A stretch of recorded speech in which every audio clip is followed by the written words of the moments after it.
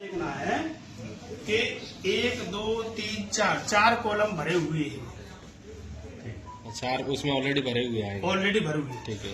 चौथे नंबर पे इसका फोटो लगा है मतदाता का। तो मतदाता का फोटो जैसा भी लगाओ, पुराना नया कोई मतलब नहीं है। यहाँ हमको नया फोटो अपडेट करना लगाना सही है। ठीक है। रंगीन फोटो ही आती है। हाँ सही है। ठीक है, यहाँ तक क्लियर।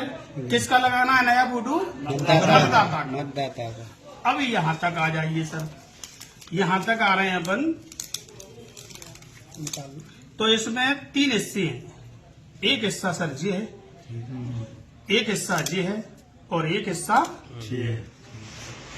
पहले हिस्से में अपन चलेंगे। इसमें दिया है जन्म तिथि। किसकी जन्म तिथि? मतदाता की जन्म तिथि। मतदाता की आई पूरी। तो यहाँ मतदाता की जन्म तिथि लेके जाएंगे। जैसे 8-10-2011। ठीक है। ठीक है। यही लिखना है 8-10-2011, 08-10-2011। जिन्हें रहना केवल 2011। आधार कार्ड ऑलरेडी इसमें उनके कोई वैध डॉक्यूमेंट्स ले लो आप। अंक सूची वगैरह है उससे आधार से अब मान लो अंक सूची नहीं है उस पर, तो और कोई जो उचित समझे वो उससे आधार ही मैन है। ठीक है जो होगा। और नहीं तो फिर कुछ नहीं है तो आधार तो स्पीडली करते जाओ। चलिए, फिर आधार संख्या डाल दो उसमें, फिर इसका मोबाइल नंबर डाल दो। यानी कि धीरे धीरे ये सारी की सारी जानकारी भर। अब इसके नीचे दिया है क्या है? नॉमिनी का नाम, वो स्पौसी का नाम, मतलब अगर पति का भर रहे हैं यहाँ तो पत्नी का तो पत्नी का नाम डालना है, और पत्नी का भर रहे हैं तो पति का नाम, और उसी की एक संख्या डालना। ठीक है। यहाँ तक क्लियर होगी सर? यहाँ तक पुत्र को डालना तो पति का भी नंबर आएगा ना। स्पौसी मतलब जीवन साथी का नाम डालना, उसी का भी नंबर आएगा। उसी का एक नंबर आएगा। ठीक है सर। अब यहाँ पुत्र का है तो पिता का चल जाएगा। अभी यहाँ आ जाइए सर। पुत्र का तो पिता का नहीं चलेगा। चलिए, यहाँ देख लेना क्या यहाँ ये 2 कॉलम देगी, एक जी एक जी। ये दोनों कॉलम को समझना अपने जरूरी है। पहला कॉलम जी, हाँ जी लाइट है। पहले सर इसको पढ़ो जाए, इसको पढ़ो।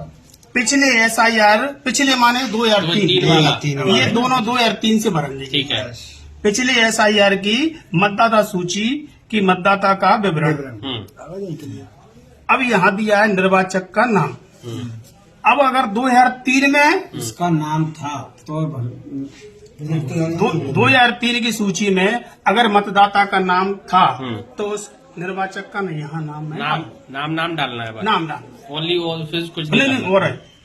अगर 2003 कंडीशन यही है, 2003 की मतदाता सूची में अगर निर्वाचक का नाम था तो यहाँ उसका नाम भर देंगे। फिर यहाँ एपिक नंबर डाल देंगे।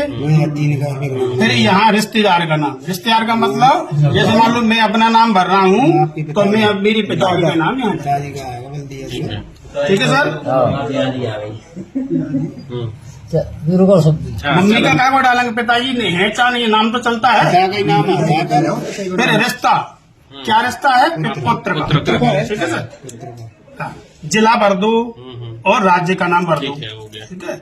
अब यहाँ मेरा नाम 2003 में था तब की बात कर रहे हैं। यहाँ विधानसभा का नाम डाल दो, यहाँ भाग संख्या डाल दो, यहाँ क्रम संख्या कनेक्ट हो जाएगा। अगर 2003 में था तो मैंने ये भर दिया, इससे नहीं बोला, इसको खाली छोड़ दो। वही आएगी। मतदान का नाम आएगा। हाँ, डबरा, भाग संख्या और क्रम संख्या कौन सी सीरियल? 20-347 समझ गए ना, जो भी। अब इसमें आ जाइए। अब मान लीजिए मेरा नाम 2003 में नहीं था, तो ये वाला भरना है।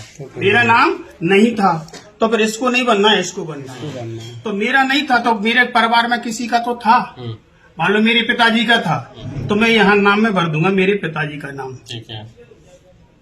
ठीक है। महिला है, अगर मान लो कोई नई शादी हो गई आई है तो उसका नाम भरेंगे अपन यहाँ। उसके रिलेशन एपिक का नाम अपन, जो मेरे पिताजी है ना 2003 में था, आज की बात नहीं चल रही। 2003 में जो नाम था उसका एपिक नंबर डाल देंगे। रिश्तेदार का नाम, यहाँ जो नाम भरा है उसके पिताजी का नाम क्या है? इससे क्या संबंध? जैसे मान लो मेरे पिताजी का नाम, जो नाम भरा है उनके पिताजी का नाम। जो नाम भरा है उसके पिताजी का नाम आएगा। ठीक है। रिश्ता, क्या रिश्ता है आपका उससे? फिर जे जिला जिला वही ला वही 2003 में कौन से जिले में नाम था ठीक है। हाँ, राज्य का नाम कौन से राज्य में था 2003 में। फिर विधानसभा बंद कर दो। विधानसभा निर्वाचन क्षेत्र कौन सी विधानसभा में था, भाग संख्या कौन सी थी और कम संख्या, इतना सा बनना। खुद का नाम है तो इधर आ जाएगा और खुद का नाम नहीं है